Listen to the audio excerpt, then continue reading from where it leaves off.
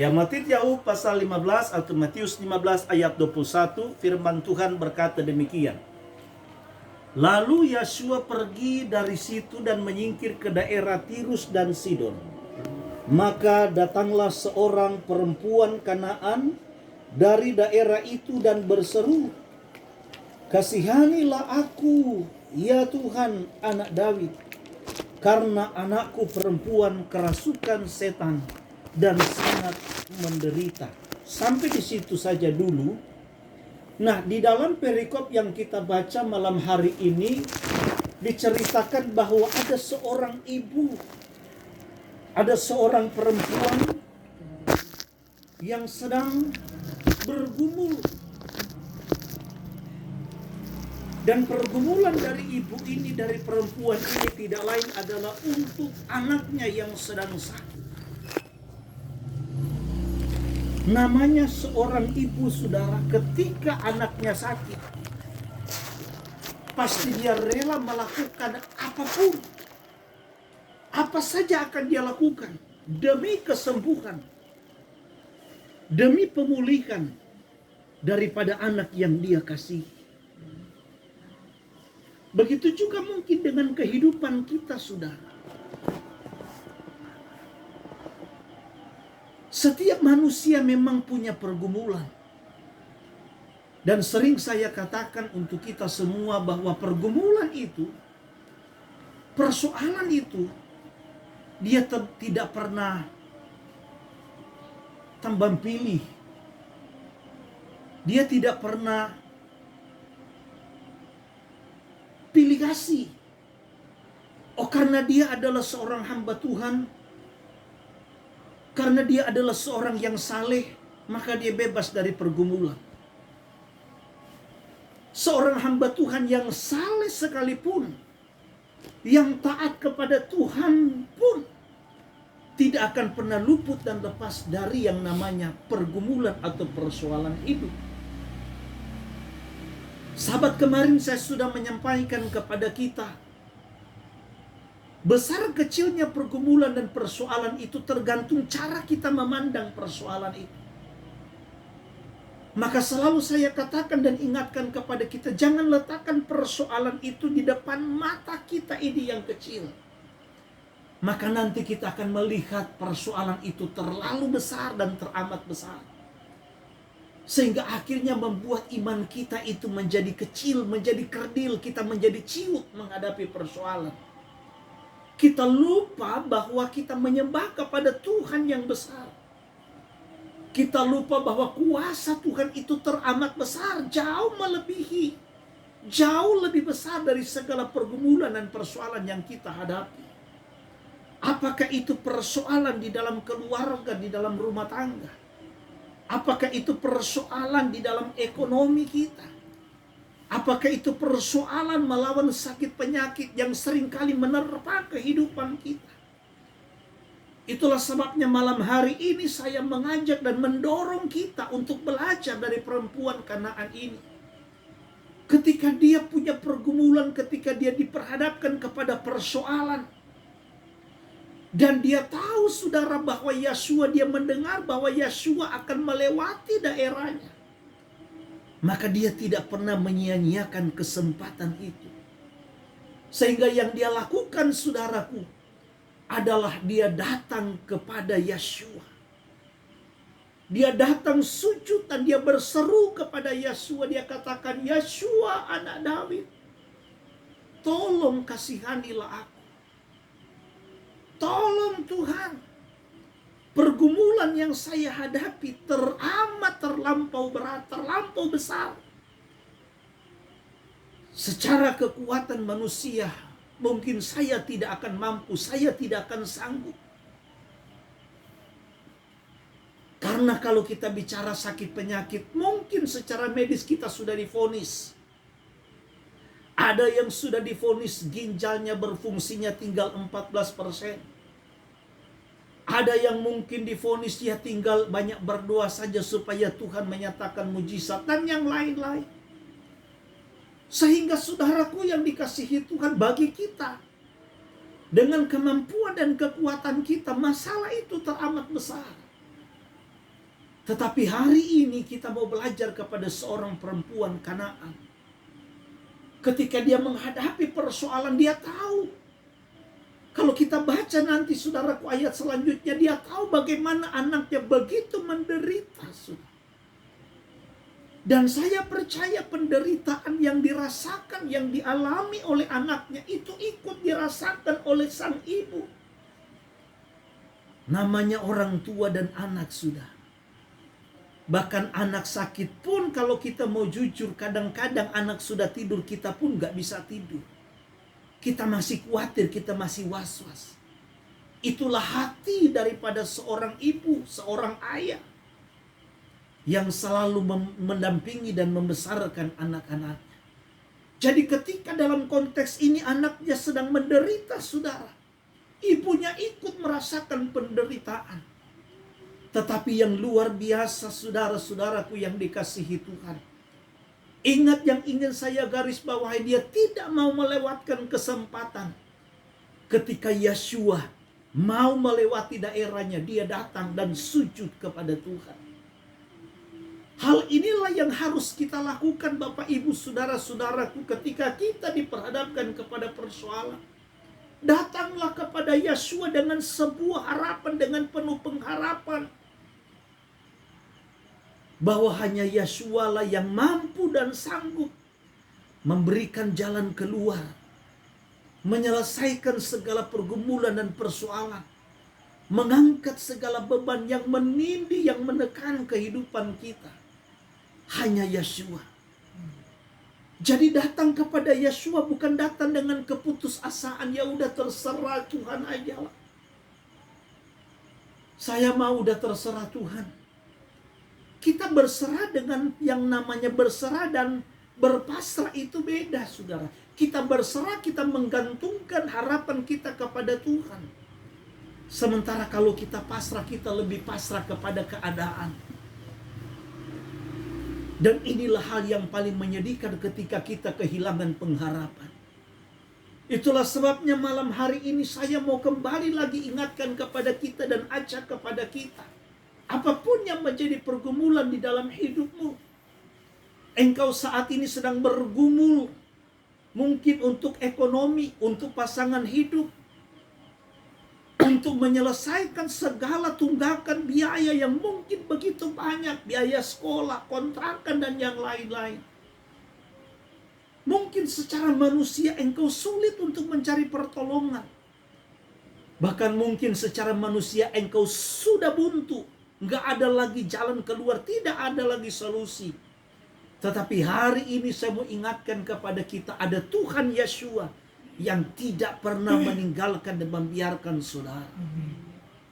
Itulah sebabnya malam hari ini belajar daripada seorang perempuan Kanaan ini. Dia tidak pernah mau melewatkan kesempatan. Itulah sebabnya saudara-saudaraku, berbeda dengan situasi dan kondisi kita saat ini. Saat ini kita bisa datang kepada Yeshua kapan saja. Ketika kita mau, kapan saja. Dia selalu ada untuk kita. Dan saya mau ingatkan kepada kita bahwa Tuhan Yeshua tidak pernah menolak orang yang datang kepada Dia. Apalagi membuang orang yang datang kepada Dia. Tuhan Yeshua itu saudaraku membuka tangannya, membuka hatinya kapan saja kita mau datang. Asalkan kita datang dengan penuh kerinduan, dengan penuh kesadaran, kerendahan hati, dan terlebih dengan penuh pengharapan. Lalu dalam perikop ini, apakah ketika kita datang kepada Tuhan, bahkan seorang perempuan ini saudaraku bukan digambarkan, ditulis di sini, dicatat, dia bertemu dengan Yeshua. Tepat ada di dekat dengan Yeshua. Tetapi ketika saudaraku, dia berseru dengan penuh pengharapan, dia datang, apakah Yeshua langsung menyatakan kuasanya? Kita lihat sama-sama ayat 23, firman Tuhan katakan, tetapi Yeshua sama sekali tidak menjawabnya. Bayangkan saudara. Kadang-kadang inilah perasaan yang kita alami, inilah situasi yang kita alami. Kok kenapa sih Tuhan? Bukankah saya sudah datang kepadamu, saya sudah berdoa, bahkan ada yang sudah sampai puasa. Puasa 1 hari tidak cukup, belum melihat kuasa dan kemuliaan Tuhan. Dia akhirnya puasa 3 hari. Apakah dengan puasa lalu kemudian semua masalah itu selesai? Tidak, saudara. Memang puasa itu sangat baik. Karena ketika saat kita berpuasa, kita merendahkan diri. Kita tinggalkan segala hal-hal duniawi dan kita fokus. Jadi kalau kita mau jujur, saat kita puasa, kita akan lebih banyak menghabiskan waktu dengan Tuhan. Kita lebih banyak menghabiskan waktu untuk kita membaca firman Tuhan, berdoa, berseru kepada Tuhan. Tetapi toh itu juga tidak menjadi jaminan. Bayangkan seorang Daud ketika anaknya itu, saudaraku, sakit. Firman Tuhan katakan 1 minggu dia tidak makan, dia tidak minum. Dia tidak mandi, dia tidak berurat. Dia tidak ditidur di tempat tidur kerajaan. Bahkan hanya di lantai. Kepalanya pun dia taruh abu sebagai bentuk kerendahan hati dia. Dia merendahkan diri di hadapan Tuhan. Minta supaya Tuhan menyembuhkan anak yang sangat dia sayang dan Betsheba. Tetapi itu akhirnya anak itu pun tetap mati.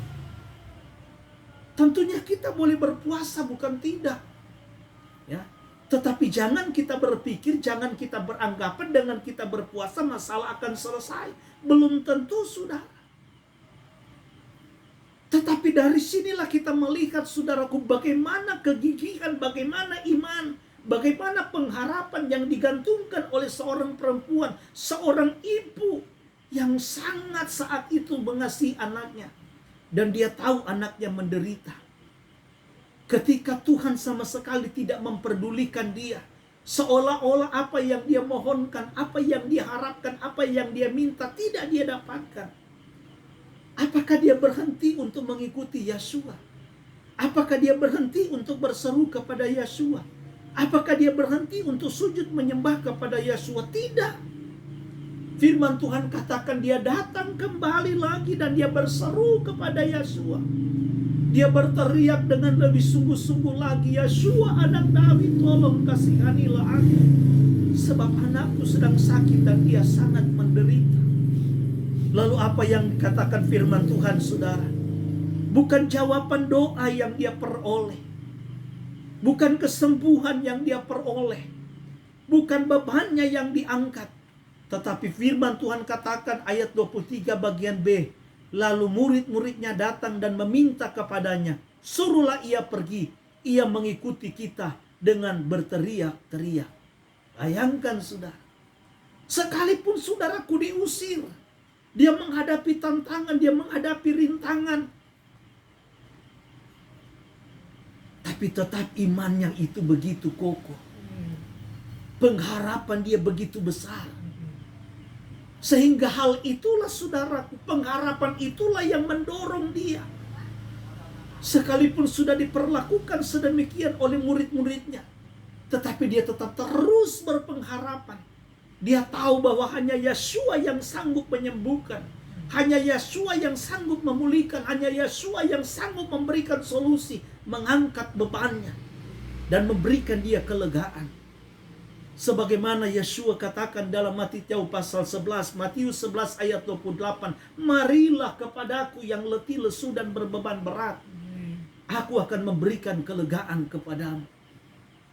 Pengharapan inilah yang harusnya mendorong kita untuk terus setia. Mendorong kita untuk terus berseru, berdoa. Mendorong terus untuk datang sujud menyembah kepada Tuhan. Pengharapan itulah yang membuat kita tetap bersemangat dan bergairah. Itulah sebabnya jangan kehilangan pengharapan. Sehingga sekalipun sudah disuruh oleh murid-muridnya suruh pergi, dia tetap datang untuk terus senantiasa berseru dan terus berseru tanpa berkeputusan. Tidak pernah jemu-jemu. Lalu saudaraku, apakah ketika dia terus berseru-seru, berteriak-teriak, apakah ketika dia datang sujud menyembah sambil mungkin memegang ujung jumbainya Yeshua, bahkan mungkin menyentuh kakinya dengan sebuah pengharapan? Ayat yang ke-24 bilang begini, jawab Yosua, aku diutus hanya kepada domba-domba yang hilang dari umat Israel.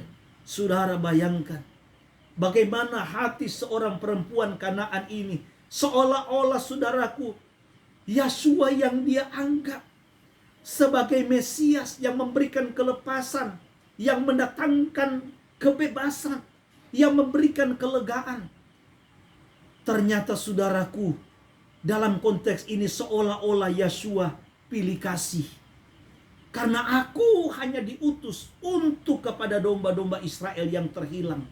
Dengan kata lain, lu itu gak layak untuk menerima pertolongan. Karena kamu bukan bagian daripada orang Israel yang terhilang. Tetapi saudara-saudaraku, apa yang dikatakan oleh firman Tuhan? Ayat 25 bilang, tetapi perempuan itu mendekat dan menyembah dia sambil berkata, Tuhan, Tuhan, tolonglah aku.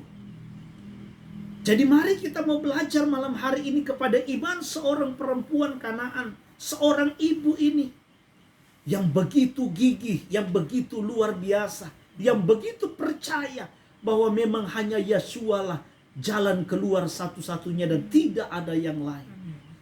Mari kita mau belajar untuk berpengharapan seperti ibu ini. Ingat saudara, iman itu harus sejalan dengan perbuatan.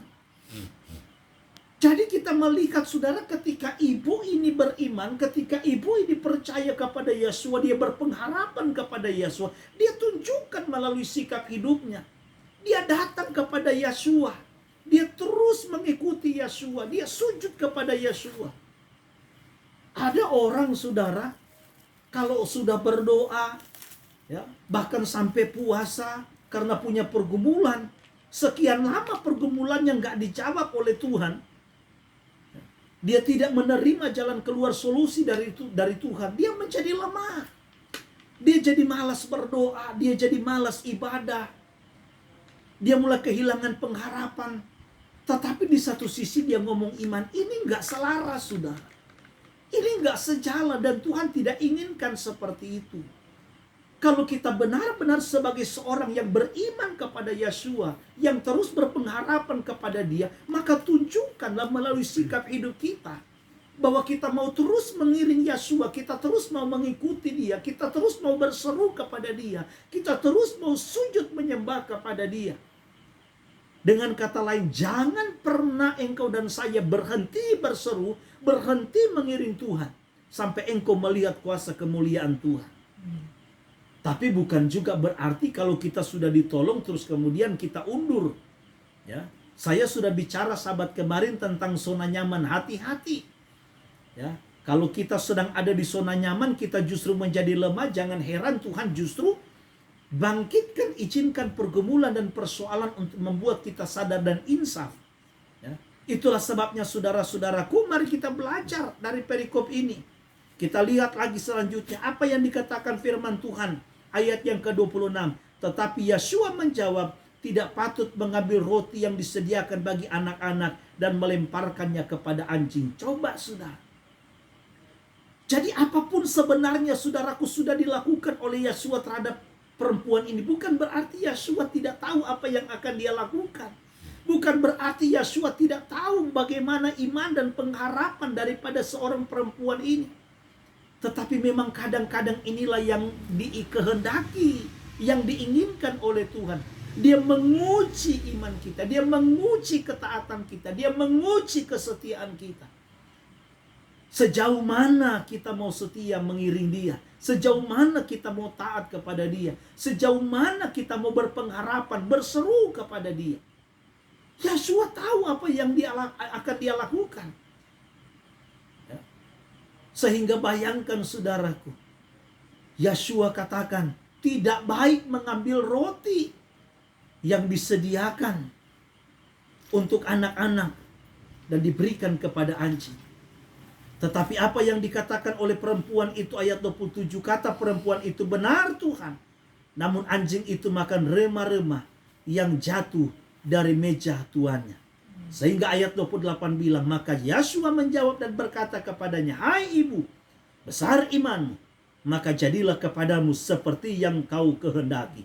Dan seketika itu juga anaknya sembuh. Oh haleluya saudara. Kita tidak tahu sampai kapan Tuhan menguji kesetiaan kita. Sampai kapan Tuhan menguji iman kita. Tuhan menguji pengharapan kita. Tuhan menguji ketaatan kita. Kalau orang Israel mungkin memakan waktu 40 tahun. Dibawa Tuhan keliling di padang gurun sampai mereka menikmati janji Tuhan. Kita tidak tahu. Manusiawi kita kalau kita jujur saudara. Waktu kita menghadapi persoalan maunya kita sih cepat. Maunya manusia itu instan. Sehingga kadang-kadang karena kemauan manusia itu yang mendorong.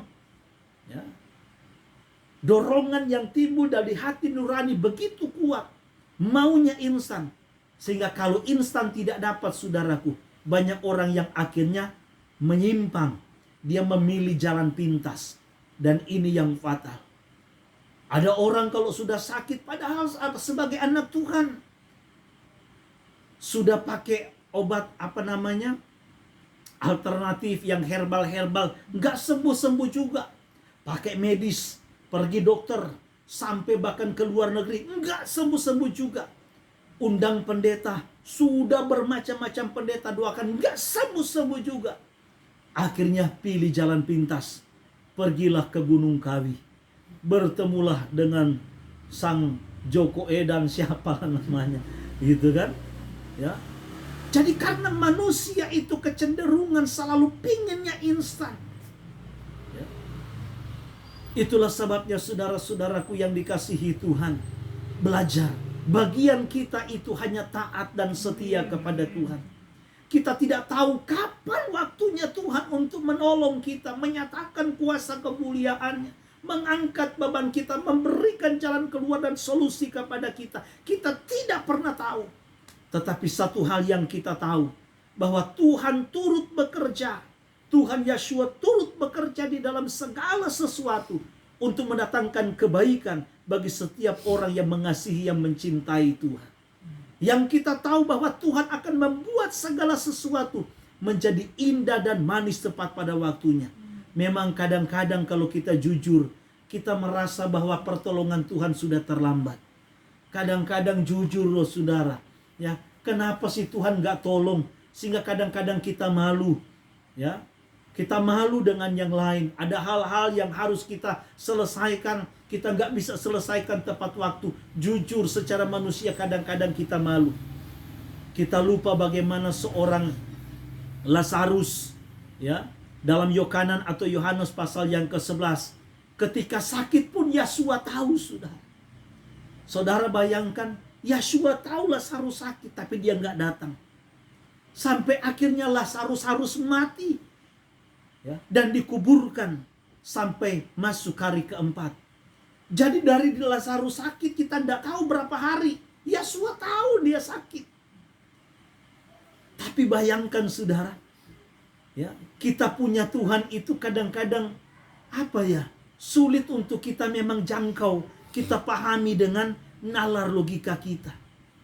Bayangkan dia tahu loh saudara, tapi kok dia biarkan. Bahasa kasar kita tega amat. Kok tega sih Tuhan?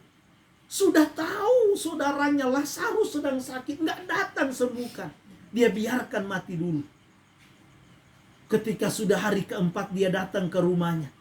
Sampai saudaranya perempuan pun kecewa sebenarnya. Secara manusia. Apa yang dibilang mereka? Guru. Ya, Tuhan. Seandainya engkau datang katanya, ya, lebih cepat dari sekarang, mungkin saudaramu itu nggak mati. Tapi sekarang sudah 4 hari dia dikuburkan. Jadi menurut Miriam dan Marta saudara, kedatangan Yeshua itu sudah sangat terlambat. Sudah sangat terlambat sekali lagi. Tetapi ternyata waktu Yeshua itu adalah waktu yang terbaik saudara. Bagi manusia sudah terlambat. Tetapi bagi Yeshua itu adalah waktu yang tepat. Jadi waktu kita dengan waktu Tuhan itu suka berbeda saudara. Kadang-kadang gak sinkron. Itu yang saya katakan, maunya kita manusia instan, selalu instan. Tapi kadang bagi Tuhan ntar dulu. Bagi kita Tuhan sudah terlalu berat. Tuhan, saya harus menanggung malu. Bagi Tuhan ntar dulu, nggak apa-apa. Coba saudara. Ya. Tapi inilah Tuhan. Yang kita percaya bahwa pertolongan Tuhan itulah yang terbaik. Itulah waktunya Tuhan. Sehingga bagian kita, mintalah kesabaran dari Tuhan. Mintalah keikhlasan dari Tuhan. Untuk kita dapat menjalani hidup ini. Sekalipun di tengah-tengah berbagai macam situasi dan pergumulan. Namun kita bersyukur, kita diberikan pengharapan. Pengharapan itulah yang mendorong kita untuk kita terus berharap kepada Dia sampai kita melihat kuasa kemuliaan Tuhan. Jadi hal yang terakhir, kesimpulan saya, renungan firman Tuhan malam hari ini. Jangan pernah berhenti untuk kita mengiring Yeshua. Jangan pernah kita berhenti untuk berseru kepada Yeshua. Jangan pernah kita berhenti untuk menyembah kepada Yeshua. Jangan pernah kita berhenti berpengharapan kepada Yeshua. Karena hanya Dialah yang mampu dan sanggup untuk memberikan kelegaan, kelepasan, bahkan kesembuhan di dalam kehidupan saudara dan saya. Sehingga kita akan menjadi saksi-saksi Tuhan yang hidup untuk terus menceritakan bagaimana perbuatan Tuhan yang besar yang kita nikmati dan kita alami. Biarlah Tuhan akan terus tambahkan iman kepada setiap kita untuk kita terus berpengharapan kepada Dia. Bapa Yahweh di dalam Yeshua HaMashiach kiranya memberkati kita semua.